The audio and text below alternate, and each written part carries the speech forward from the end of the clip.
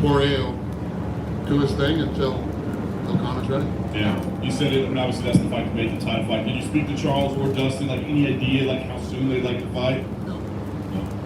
Did want to ask you about Gilbert Burns as well in the co-main event. Obviously, the most exciting fight, but a big result against the top contender. What did you think of his performance? Yeah, he won. I mean, what else is there to say about the fight? It wasn't a good fight, but he won. He had 3 call-outs. He said Masvidal, Leon Edwards, Nate Diaz. You know, you got all those guys at the top knowing that we're waiting on the title fight. Do any of those matchups stand out to you as one that makes sense for him? Yeah, I mean, obviously, Edwards and Masvidal make more sense than Nate does. But I don't know. Right here, right now, it's the last thing I'm thinking about. And I did want to ask you about Sean O'Malley. I mean, he got a huge pop in there tonight. As you said, I don't think he did anything wrong in there. The other guy was just incredibly tough. So what did you think about him and kind of where he stands? It seems like he's becoming a massive star.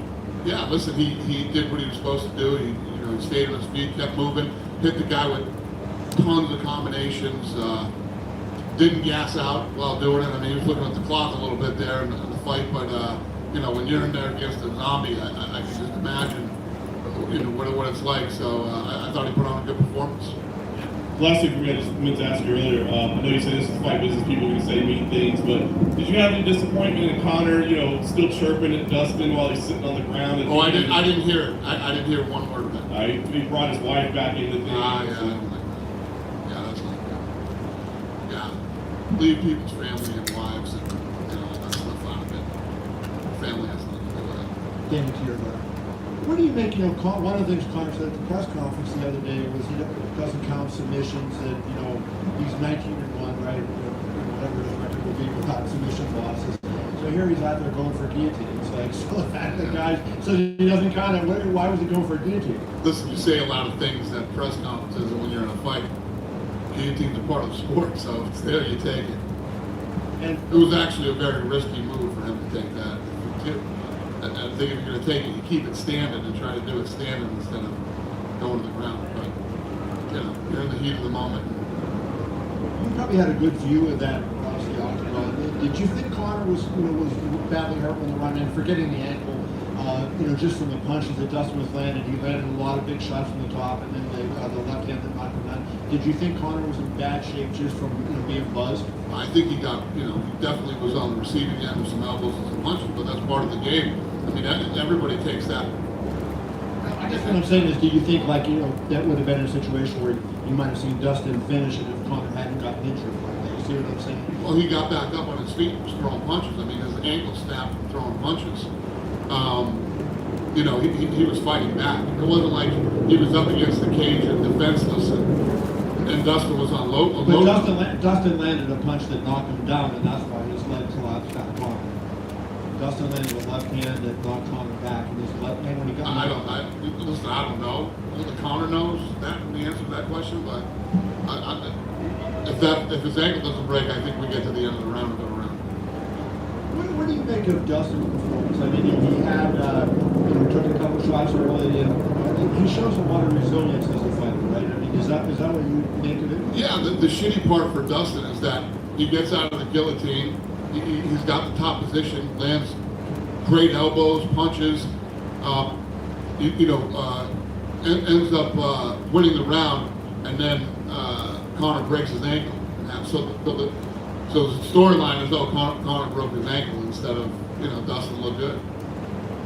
Last thing, do you think that a Poirier from, say, 2016 or 2015 after the Connor loss would have been able to do this, right? I mean, it seems like the passage of time and the experience he's gained has made a big difference in him being able to weather that storm that Connor put on him and then still come back and put on a good performance and win the fight. 100%. I mean, the Dustin from then got the first round. So this Dustin took some big shots and was able to get out of the guillotine and turn that guillotine into an advantage for him. Just what is the key to that? Like, from your standpoint, is it just experience and having been in those situations? You think the fighters learn that? Yeah, but what I think it is for somebody like Dustin is, this guy's at the American top team, and he's training with savages every day. That's the key to everything. I mean, even in boxing, you have to have the best guys in the world around you, going at it with you every day. Yeah. Did you agree with the stoppage with the O'Malley and Coutinho fight? Coutinho was very upset when Berkey stopped with 30 seconds. I think it could have been stopped 3 minutes before that. He could have stopped at the second round. That fight could have and should have been stopped at any moment. I have no problem with that stoppage. Well, what did you make of Taito Iwasa's knockout on the Great Party? It kind of looked like it was chaos in there for a bit until he landed a big bomb, and now he's doing shoeies with everyone in the arena. It looks like he could be a big star too, moving forward in that division. I think he's a fun heavyweight. He's a fun guy to watch, and he's a fun guy in the octagon and out of the octagon. And finally, Ilya Tapora, finally, he was the first one to stop Ryan Hall inside the octagon. What did you make of Ryan Hall doing his rolls in there, and Ilya Tapora just walking away and diving and finishing? Listen, everything that kid's done before this has worked.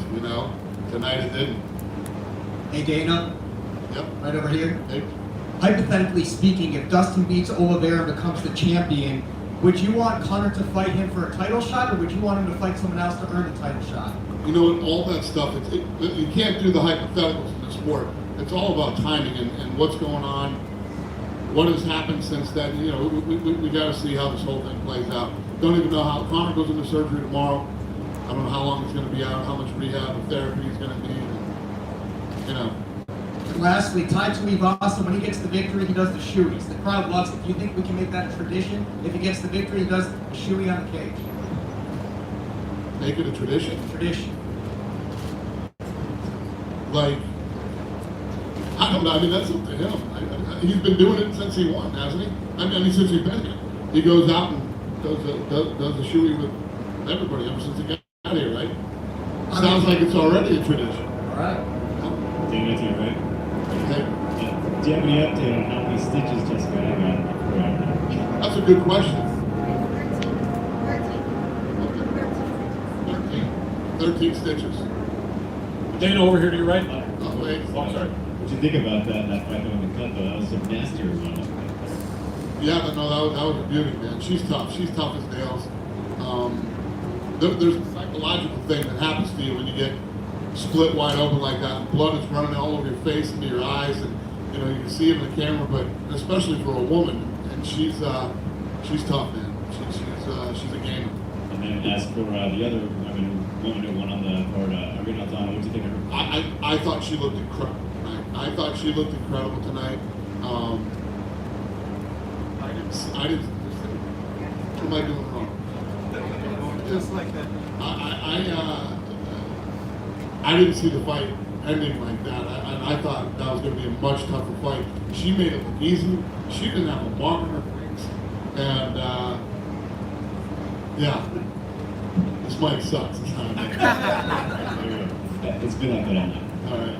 Dana, over here to your right. That's kind of exciting for you to have this emergence of Mexican stars, though.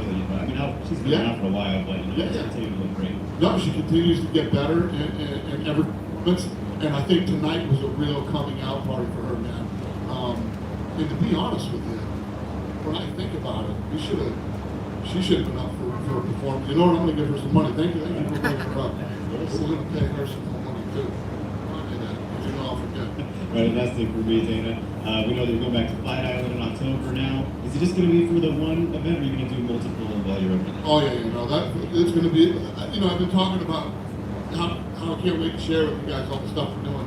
I just haven't gone there yet. I got to get back to Abu Dhabi and have some meetings and get everything finalized out there. Abu Dhabi is going to be a very big UFC for the next however many years. Thanks, Steve. Thank you. Go ahead, sir. Dana, were there any decisions or stoppages that you disagreed with? Your mic's worse than mine. I better get closer. Any stoppages or decisions that you disagreed Now we got a plane. All right. with? I know. This is fucking awesome. What are we on the runway here? Should I go a third time? Yeah, Any stoppages or decisions that you disagreed with tonight? what? Or decisions? I disagree with you. No. I listen. Like I said, the one fight could have been stopped a round earlier. That guy took some serious punishment. We sent him right to the hospital. No stopping, no talking, no nothing. Right to the hospital. fighter or fighters impressed you most tonight? Which one Which fighters impressed you the most? impressed me the most? I mean, it was a great card. A lot of kids looked really good tonight. But the Irene Aldana fight, I thought Irene looked awesome. I thought O'Malley, taking on a zombie that wouldn't stop coming forward at him, no matter how. We all know O'Malley hits like a truck. That kid has one punch knockout power. And he hit this kid with everything he had. Kicks, punches. You name it. And he couldn't stop. And I thought he held his composure really well. And obviously Kai did well. I mean, I could go on and on, except for the co-main event. Yeah, absolutely. And last for me is the fact that Irene Aldana missed weight something that could go against her as far as you getting her another fight with a higher ranked contender? Is that a factor, or does Katie forget that and let her go on to bigger and better?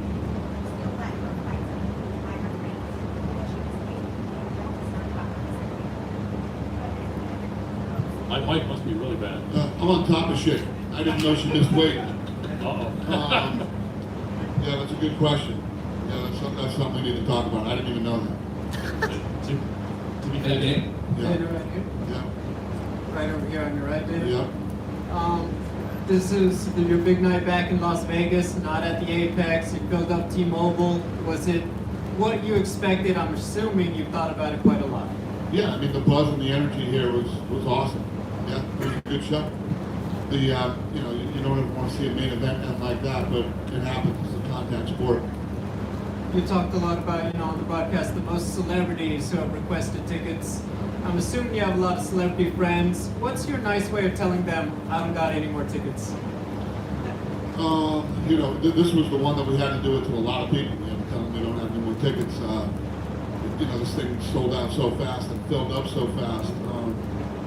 For instance, I was just telling somebody the other day, you guys know Coach Brent Venables is the defensive coordinator for Clemson. The night we were in Abu Dhabi and Poirier won the fight, he texted me that night for tickets for the rematch. So that's how early we were getting ticket requests. So yeah, celebrities who used to call them last minute, and nobody got any last minute tickets. To talk about, in boxing, obviously the Tyson Fury fight got canceled due to COVID. You obviously are now not competing with them, with Sanhagen and Dillashaw. Just what are your thoughts on that? Obviously that might have hurt a bit of the ratings a little bit for UFC. I don't think about that at all. Listen, I used to 15 years ago. I don't worry about that anymore at all because it never has happened. One of the things that we've learned over the last however many years is when you have two fights the same night, as long as you're not really stomping all over each other, you actually control a better number. Because as fight fans, we're a bunch of sickos, and we will figure out a way to watch both of them at the same time. I've done it a million times. Even recently we've had some boxing events going on at the same time. I mean, even the Apex, out of my room in the back, whatever whatever the boxing fight is, or I'll have to put it at my table. So fans do the same thing. I actually think it helps everybody when we do it. Yep. Hey, Dan, down to your left over here, Damon. Obviously, we all saw what happened, but any other details? Like, we know it was the ankle, the lower leg. Do we know exactly what it It was? looked like the ankle to me, but I'm a doctor. Once they get in and do the X-rays on them and look at it, they'll know exactly what's wrong. I mean, we'll probably know. Lower tibia of the shin, I guess. Wow. Should have just listed that. I don't know how the fuck they figured that out that quick, but Did you get a chance to speak with Conor or anyone from his team before? only in the octagon. So. Thanks, Dan. All right. Dana, Go ahead. Oh no, behind you. He was like next 5 guys ago. Yeah, you. Hey, thanks, Dana. I was just wondering, you talked about, you kind of mentioned the celebrities and so forth, but what did Donald Trump say? What did he say to Trump? There was a chant, go, USA, USA. It was, No, I met him outside and walked in with him and nothing. Just he's a fight fan here to see the fights tonight. That's it. I've been friends with this guy for years and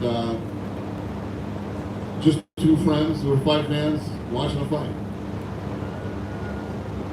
Dana, How come the fight is 75 grand tonight? What was the decision? You know, I was in there giving the fighter meeting. It's a big fight. I was getting all fired up, and it's so fun. Just like being at the tables, just get carried away. Yeah, we get a little fired up in the fighter meeting sometimes. And, Is there any chance you could just make them 75 grand going forward? probably not. Yeah. Seriously, fuck up our We're budget. all kind of to your center, like right? Hi. Hey, How are you? so good things. So Conor McGregor is probably the most successful athlete in terms of being a brand in UFC. You've got Dustin, who has the hot sauce, and he's making some headway with that. What are the conversations like that you have with fighters about taking advantage of their moment and really being able to capitalize on their brand, not just as a fighter? It's so hard to do because, you know, you're dealing with grown men and women, and you can't tell people how to spend their money. You can't tell people, you know, the one thing that I always tell them is please pay your taxes. Please pay your taxes. That's the one thing that you don't want to screw up and get behind. And to be honest with you, I mean, probably one of the most successful brands too is Ronda Rousey. You know, I was just with her a few days ago over at the Apex. I mean, this girl owns more houses than I don't know, one house in Hawaii, and she's starting a new business, and she's doing this, she's doing that. She's got a new TV show. I think she has really done a great job of capitalizing on you know all the money she's made, and is continuing to make tons of money outside the octagon. She retired, so. But you either got it or you don't, right? I mean, it's like you can take 5 different business owners. One is a great businessman and does everything right, blows you know, the business out of the water. One's okay, and the other 2 are terrible. You know, you have to have it. If you have it, you do. If you don't, you don't. You can't tell these kids how to spend their money. Dana, Yep. right here. Yep. In the midst of the NBA Finals and the Wimbledon Finals and the Euro Finals, this event tonight was the global epicenter of sport. This organization has jumped leaps and bounds beyond mainstream. Tell me a little bit about what that means to you personally and how now you believe the UFC is viewed in regard to topic A is UFC over all of them around the planet. Thank you, sir, first of all. And, you know, Eric, my social media guy, came to me, I don't remember what time it was tonight, but he said we're trending #1 in every country in the world right now. We're trending #1. So, you know, little things like that, and I always knew that this would, and I'm so crazy driven to make it that, to make it the biggest sport in the world. And I feel like over the last year and a half, a lot of people have gotten soft and lazy and complacent, and I'll run right over all of them. That's the way that I look at it, and I look forward to it. Dana over here on your right. Right over this way. Yep. So all week you were saying most pre-buys ever, most pre-buys ever. Do you have that number in front of you right now, or do you have an estimate of that number? Yeah. I was all about that right before the ankle break. I didn't even. So I'm thinking that I know that 8 o'clock we were over 1.2 million buys just in the U.S. So my assumption, I have to be careful with this stuff now because we're a public company. I can't go out shoot my mouth off and have it be, you know, completely wrong. But I'm going to say that we came in anywhere between 1.7 million and 1.8 million. Fantastic, Dana. Obviously, a huge week, a lot of obstacles in the way. What was the biggest challenge of setting up this fight week?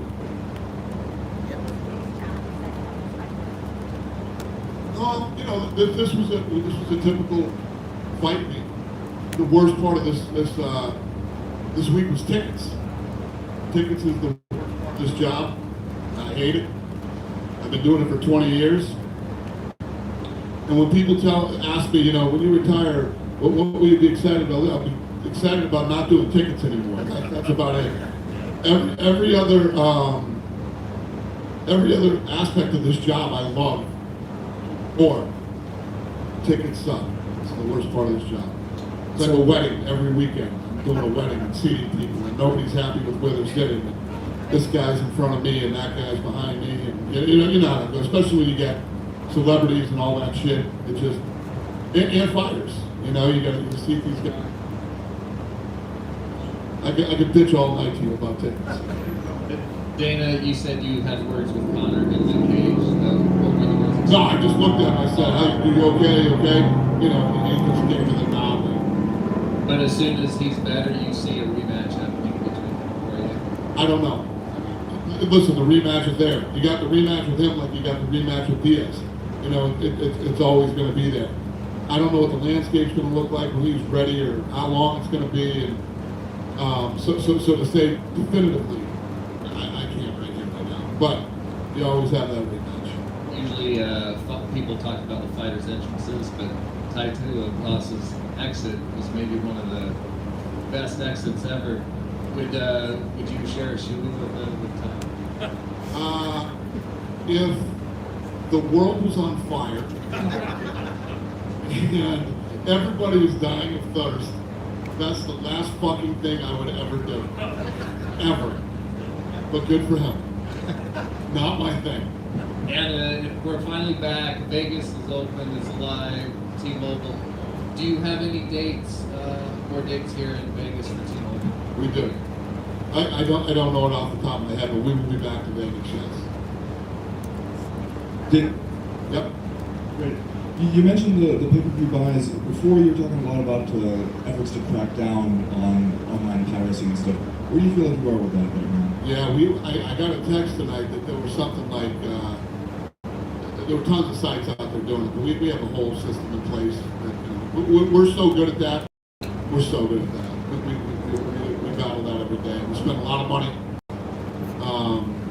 to make sure that doesn't happen. The other thing too, hats off to ESPN. You know, no issues tonight whatsoever. Anybody purchasing. You know, I was beating the drum all week to do pre-buy so you're not part of the, 2 million people that are trying to jump on at the same time and do it. But I don't know if you guys, I haven't heard one word all night about anybody having trouble buying the fight, so they did a great job. Well, it seems like you guys make so much money from ESPN directly now and from increasingly international rights fees and stuff, and that pay-per-view gets to be a smaller chunk of the business.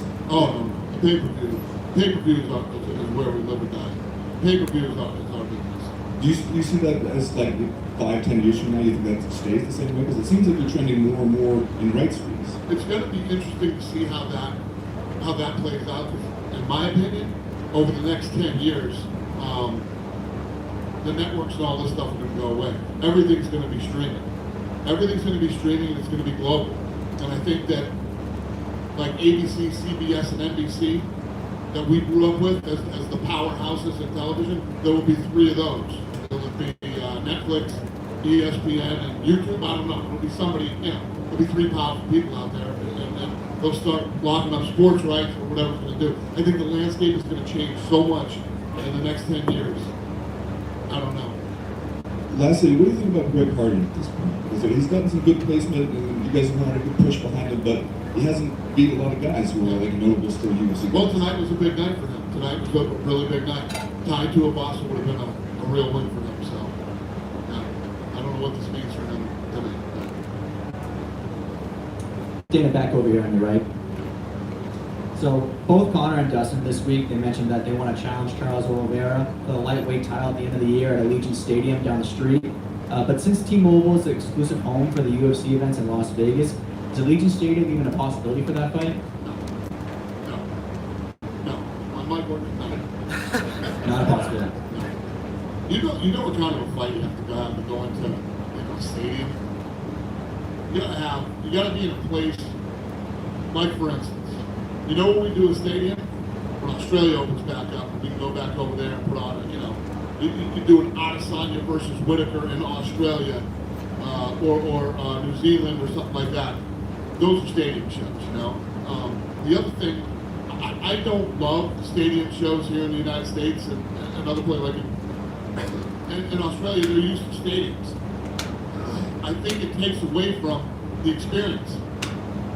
When you watch a fight in an arena like tonight, it has a tighter feel. It has this energy and this buzz inside of it. You can see the fight really well no matter where you're sitting. And I don't like taking away that in-house experience. So there's no possibility even if a big fight presents itself. Allegiant Stadium, the end of this year with Oliveira and Poirier? No, that's not possible. So last one for me. There was also a lot of confusion amongst fans about the booking of Cyril Gane versus Derek Lewis in Houston. Did the multi-event Who's confused? fans? Oh. Did the multi-event partnership that the UFC signed with the Toyota Center increase the urgency to have Derek Lewis booked for a title fight in Houston next month? No, it was almost simultaneous when we did the deal. I'm friends. He's a Fertitta. So no relation to that at all? No, he's a Fertitta. He and I, last time we got together, first of all, when you know, the pandemic was, we were coming out at the end of the pandemic here, he hit me up and said, Texas needs you. We need you out here really badly. Can you come to Houston? I said, and I think you guys remember this. I said, fuck, I'll go this weekend. It was like the Stipe fight, the Stipe DC fight. I was going to bring it there that weekend. Some shit went on internally. We couldn't get it done. We go out there, kill it in Houston. And he's like, that night after the fight, I met with him. He's like, I want you to come back more and more often. So let's talk about it. We started talking, and we were going to go back to Houston. But there's no. One thing that I never do is never put any pressure on ourselves that we have to go somewhere or whatever. We did the deal because we're friends, we like each other, we do really good business together. And I like Houston too. So that's why. Thanks, Dan. Yeah. Are we going to London in September? We what? Are we going to London in September? We're supposed to. I think so. I got to go to London here soon. They got me doing something over there. I'll be going there soon. We're trying to go there before the end of the year. Is there a concern because there's still a travel ban at the moment? I know. Listen, I don't know how any of this stuff's going to play out. We'll see how this winter's coming. When we start going to the fall and then winter, Delta. Is there any concern that we might start going back and start going down, stuff like that? Other people will go back. I'm not going back. You know what I'm going to do. I'm good. No matter what happens. I'm moving forward. I'm doing my thing. Do I think other sports will also be shut down? Yeah. I think they probably will again. And, but we won't. So you guys will all still be traveling. Unless your bosses don't let you. That's it. Thanks to everybody. Have a great night.